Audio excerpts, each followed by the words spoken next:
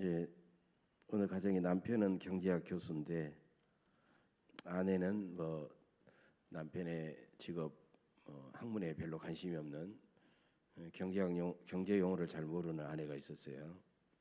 어느 날 부인이 남편에게 묻습니다. 여보, 인플레이션이 뭐야? 하고 물었어요. 인플레이션. 그러니까 남편은 경제학 교수답게 이제 이런 예화로 이런 비유로 설명을 합니다.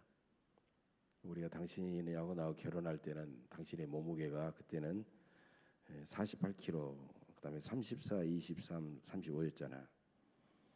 그런데 지금 당신 체중은 80kg, 그다음에 40, 41, 40이야. 근데 당신 몸집은 거의 2배 가까이 엄청나게 커졌지만 여자로서의 가치는 상당히 떨어졌지. 이렇게 대답했어요. 이렇게 말을 했어요.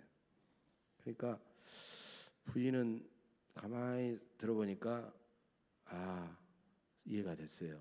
이해가 됐는데 되게 기분이 나쁘더라는 거죠. 예. 여러분, 돈의 양은 많아졌지만 돈의 가치는 뚝 떨어진 걸 우리가 인플레이션이다 이렇게 말할 수가 있겠죠. 그런데 신앙생활에도 인플레이션이 있어요. 신앙생활에도 신앙의 연료는 40년, 50년, 60년 신앙의 연료는 많아졌지만 기쁨이 사라지고 감사가 사라지고 헌신이 사라진 그런 상태, 신앙의 인플레이션이다라고 말할 수 있고, 또 직분은 달라졌지만 인정받고 싶은 욕심으로 성김과 겸손과 충성은 점점 줄어드는 것, 바로 이것이 신앙의 인플레이션이다라고 말할 수가 있습니다. 어리석은 사람은 항상 매사에 감사거리보다는 불평거리만 찾죠. 남들은 좋은 부모 밑에서 태어났는데 나는 왜 저런 부모를 만났을까? 나는 왜 이렇게 약한 몸으로 태어났을까? 난 왜 이렇게 못났을까? 우리 애들은 왜 저렇게도 지질이 공부 못할까? 이런 것 저런 것 때문에 부정적인 생각에 매여가지고 불평하면서 살아가는 사람들이 너무나도 많습니다. 근데 오늘 창세기를 보면요, 레아라는 사람이 나옵니다. 그런데 야곱의 첫 번째 아내였지만 사랑을 받지 못했어요. 그런데 야곱에게 당당히 6명의 아들들을 낳게 됩니다. 오늘은 먼저 4명의 아들을 낳는 이야기가 본문에 나와 있습니다. 레아는 예쁘지 않았지만 하나님의 은혜로 구원사의 조상으로 당당히 자리를 차지하고 있다는 겁니다. 이 세상에 어느 누구도 완전한 사람은 없다라는 거죠. 하나님이 주신 내가 보기에는 작은 복이지만 그 복을 참으로 하나님의 은혜로 고맙고 감사하게 받고 그렇게 살아가는 사람은 행복한 사람이죠. 나는 하나님의 자녀가 되었습니다. 나보다 훨씬 똑똑하고 잘나고 대단한 사람도 아직 예수를 믿지 않고 한 걸 보면 내가 하나님의 자녀가 된 게 얼마나 감사한지. 부모님께 많은 유산은 받지 않았지만 착한 자녀들을 주셨고, 머리는 뛰어나지 않지만 뛰어난 건강을 주셨고, 넉넉하게 살지 않지만 서로 위하고 살아가는 행복한 가정을 나에게 주셨습니다. 그래서 우리는 주신 현재의 조건 속에서 감사하며 살아가야 됩니다. 여러분, 토끼는 사자 같은 강력한 이빨과 발톱은 없지만 빠른 발을 가지고 있습니다. 제비는 황소 같은 힘은 없지만 빨리 날아갈 수가 있습니다. 가축들을 보더라도 주특기가 있고 그 가축만의 다른 가축이 따라올 수 없고 흉내낼 수 없는 그런 재능이 있습니다. 말은 특별히 잘 달립니다. 소는 아주 힘이 셉니다. 오리는 수영을 잘합니다. 개는 잘 지저댑니다. 고양이는 쥐를 잘 잡습니다. 사람도 재능과 은사와 성품은 다 다를지라도 하나님이 만드신 이 모습 이대로 내가 받아들이고 만족하고 감사하며 살아가는 것이 중요합니다. 다른 사람과 비교하거나 구태여 다른 사람이 되려고 애쓸 필요도 없습니다. 행복한 사람은 자기를 남과 절대로 비교하지 않습니다. 왜 내 장점을 자랑할 필요도 없고 남의 약점을 내가 멸시하거나 무시할 필요도 없습니다. 왜 내겐 이렇게 생각하고 불평하면 불행한 사람이지만 내게도 이렇게 생각하면 그 사람은 만족스럽고 행복한 삶을 살아갈 수가 있습니다. 자, 오늘 본문을 보면 야곱은 멀리 외삼촌 라반의 집에 도망가서 그 라반의 집에서 먹고 자고 살면서 이제 머슴살이를 하게 됩니다. 계속해서 머슴살이를 하게 되니까 라반도 그냥 공짜로 부려먹으니까 뭐가 미안했던지 야곱에게 이렇게 말하죠. 네가 비록 내 생질이나 어찌 그저 내 일을 하겠느냐. 내 품삯을 어떻게 할지 내게 말하라. 그러자 야곱은 자신의 속마음을 드러내죠. 내가 외삼촌의 둘째 딸 라헬을 사랑하니 라헬을 위하여 외삼촌에게 7년을 섬기리이다. 그 당시에 뭐 이종사촌, 외종사촌, 고종사촌들과 결혼하는 것은 흔한 일이었기 때문에 어느덧 야곱은 둘째 딸 라헬을 사랑하여 7년 동안 열심히 섬기고 그 다음에 그 아내를 자기 라헬을 아내로 얻고자 했던 것입니다. 근데 야곱은 라헬을 너무너무 사랑한 까닭에 7년을 수일같이 여겼다. 7년을 며칠같이 여길 정도로 열심히 일해가지고 결국은 결혼까지 하게 됩니다. 첫날 밤을 보내고 아침에 이렇게 일어나 보니까 그 여자는 라헬이 아니라 그의 언니 레아였습니다. 레아는 훨씬 못생겼어요. 그래서 여기 성경에 보면 알력이 약하다 이랬어요. 알력이 약하다는 말은 여성에 대해서 이제 못났다라는 그런 뜻입니다. 야곱은 라헬을 포기하지 않습니다.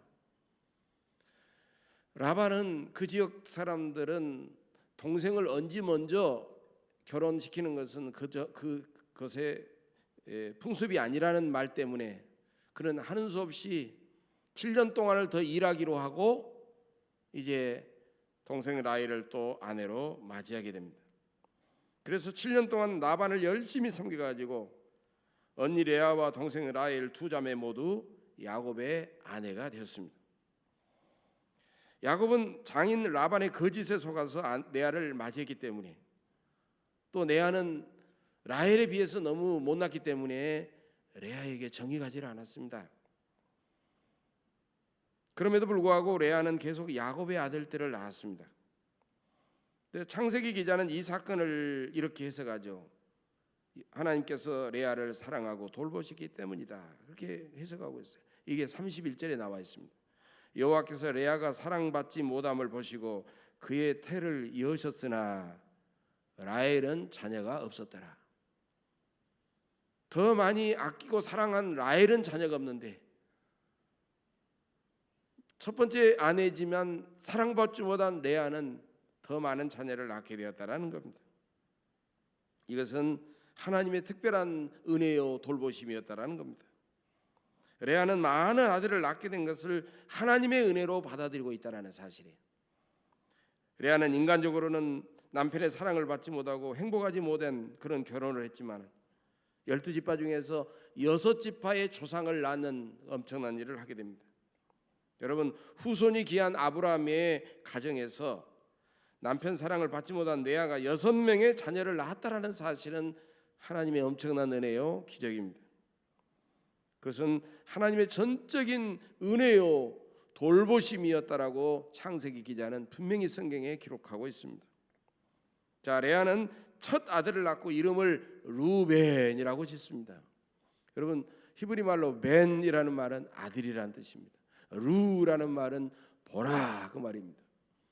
여러분, 남편의 사랑을 받지 못한 이 레아가 아들을 낳고 얼마나 신이 나고 얼마나 당당하게 졌겠습니까? 보라 아들이다, 아들을 낳았다, 이렇게 말씀하고 있어요. 자기가 사랑을 받지 못했지만은 남편 들으라고 가족들을 보라고 보라 아들이라 그러면서 하나님께서 내게 첫 번째 아들을 주셨다라고 그렇게 감사하고 감격하고 있는 것입니다. 그 다음에 두 번째 아들을 또 낳습니다. 그리고 이름을 시몬이라고 짓습니다. 시몬은 들으심이라는 뜻입니다. 한 아들로 만족하지 않는 거죠. 그래서 여호와께서 내가 사랑받지 못함을 들으셨으므로 내게 이 아들도 주셨도다. 여전히 첫 아들 루벤을 낳았지만 사랑받지 못한 것을 보시고 또 하나님 앞에 열심히 기도했어요. 하나님께서 그 기도를 들으시고 연거푸 두 번째 시몬이라는 아들을 주셨다는 거예요. 하나님의 은혜에 대한 또 다른 레아의 감사와 감격의 고백입니다. 세 번째 아들의 이름은 레이입니다. 레이는 연합이라는 뜻입니다. 레아는 그 이름을 이렇게 해석하고 있죠. 내가 그에게 세 아들을 낳았으니 내 남편이 지금부터 나와 연합하리로다. 이제는 하나도 아니고 둘도 아니고 세 명의 아들을까지 낳았기 때문에 이제는 남편이 내 앞에서 꼼짝하지 못하고 나와 연합할 것이다. 내가 마음을 주고 나를 사랑할 것이다. 레아는 여전히 남편의 인간적인 사랑을 갈급하고 있다라는 사실입니다. 그런데 그러던 가운데 네 번째 아들을 낳게 됩니다. 바로 다윗 왕과 예수 그리스도의 조상인 유다였습니다. 유다야라는 이름의 뜻은 찬송이라는 뜻입니다. 레아는 아들을 첫째, 둘째, 셋째 아들을 많이 낳으면 낳을수록 야곱에게 더 많은 관심과 사랑을 받을 것으로 보았지만은 그렇게 되질 않았습니다. 그러면서 이것을 깨달았습니다. 하나님만이 내게 참된 위로와 사랑을 주시는구나. 하나님만이 진정으로 나를 사랑하는 남편처럼 사랑해 주시는구나. 그런 생각으로 사람을 생각하지 아니하고 아들을 바라보지 않고 하나님만 바라보면서 나는 하나님을 찬송합니다라는 그런 의미로 유다라고 이름을 지었다라는 사실. 레아는 아들을 하나씩 낳을 때마다 하나님의 은혜를 깨닫고 감사하면서 영적으로 점점 하나님과 가까워지고 성숙해져 가고 있다는 것입니다. 레아는 넷째 아들 유다를 낳으면서 세상의 물질과 인간의 명예와 인간적인 성공과 인간의 사랑은 영원한 행복을 가져오지 못한다는 것을 그는 드디어 깨달았습니다.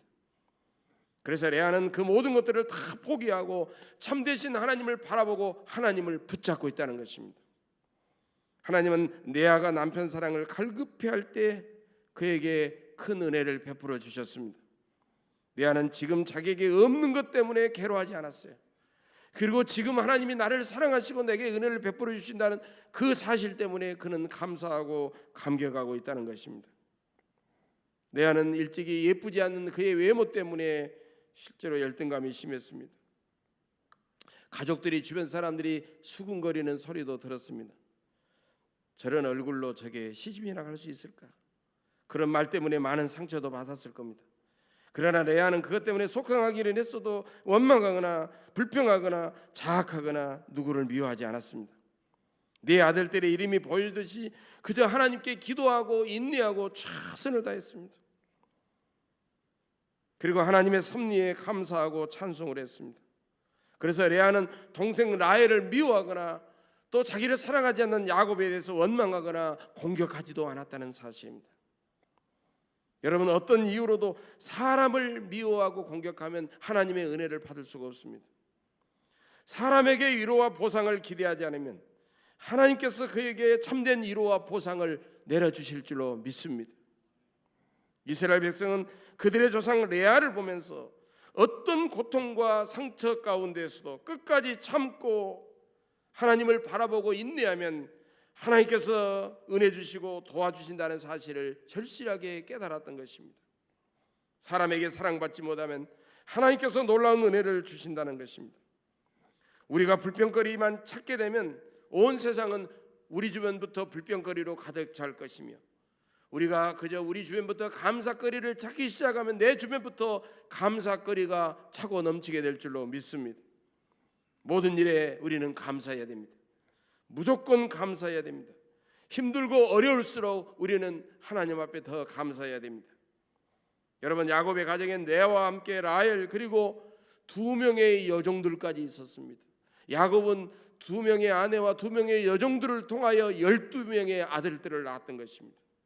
여러분, 그녀들 가운데 얼마나 많은 시기와 갈등과 질투와 이런 것들이 많았겠습니까? 그러나 레아는 하나님의 은혜만을 생각하며 하나님께 주신 은혜만을 감사하면서 그는 찬송하고 있다는 사실.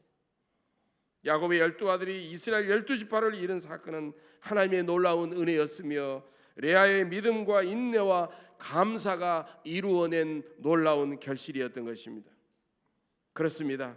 하나님의 은혜는 사람의 허물과 죄보다도 비교할 수 없이 크고 놀랍습니다. 하나님의 능력은 사람의 약점보다 놀라울 정도로 더 크고 놀랍습니다. 하나님은 자격 없는 사람을 하나님의 자녀로 삼아 주십니다. 하나님은 믿음 없는 사람을 믿음의 조상이 되게 하십니다. 하나님은 꿈과 소망을 잃어버린 사람들에게 산 소망을 불어넣어 주십니다. 하나님은 못생긴 레아와 같은 사람을 부르셔서 잘난 사람을 부끄럽게 하십니다. 바로 이것이 레아에게 임한 하나님의 신비한 은혜인 줄로 믿습니다. 저는 오늘 이 설교를 준비하다가 성경 말씀을 이렇게 묵상을 하는데요, 문준경 전도사님이 생각이 떠올랐습니다. 문준경 전도사님의 이 땅의 그 거룩하고 아름다운 삶을 생각하면서 저는 함께 문준경 전도사가 내와 같은 사람이 아닌가 그런 생각이 되면서 은혜를 받았습니다. 이 시간 길지 않은 한 3분짜리 동영상이니까 잠시 한번 보면서 문준경 전도사님을 보면서 은혜를 나누도록 하고 다음 설교를 이어가도록 하겠습니다.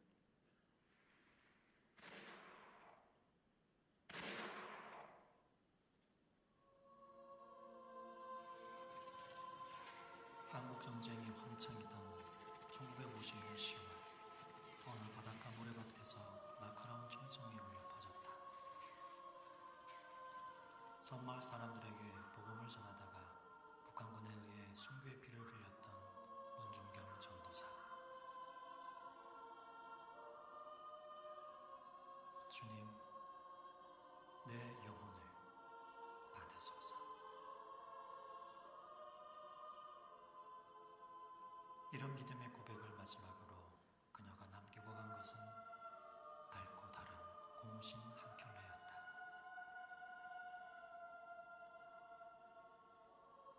고무신 행전을 쓴 섬마을 선교의 어머니 문준경 전도사.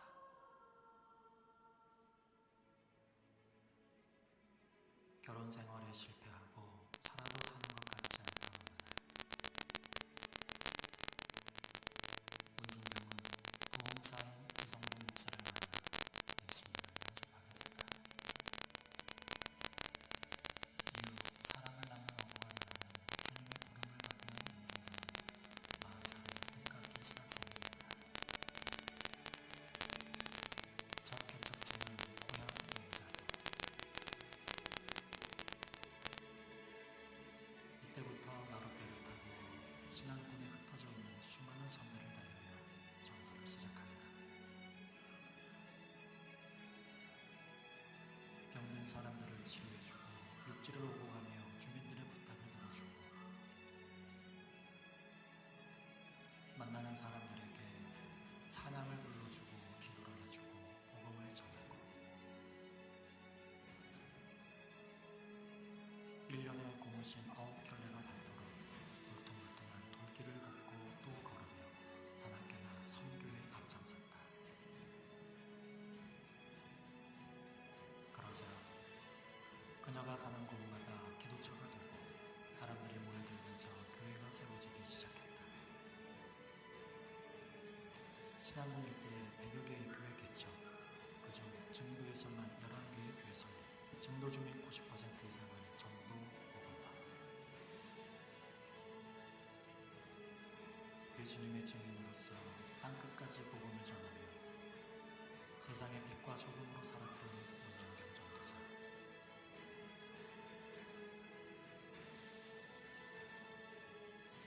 오직 잃어버린 영혼을 구원하기 위해 그녀는 하늘에 썩어지는 미랄이 되었다. 문준경은 1908년 17살의 나이에 부모님의 주선으로 신랑의 얼굴도 모른 채 결혼을 합니다. 남편은 결혼하자마자 첫날 밤도 치르지 않고 아내를 돌보지 않고 타지를 떠돌다가 목포에서 첩을 얻어 자녀들까지 낳았습니다. 문준경은 목포 북교동 성결교회에서 이성봉 목사님을 만나서 그 부흥에서 그는 큰 은혜를 받게 됩니다. 그때부터 생가보가 되어 하나님만 의지하며 찬송과 기도로 세월을 보내죠.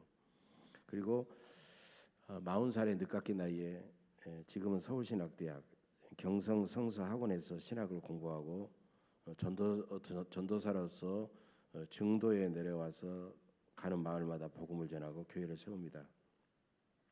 1934년 신학생 때 고향 임자도에서 가장 먼저 진리교회를 세우게 되고요.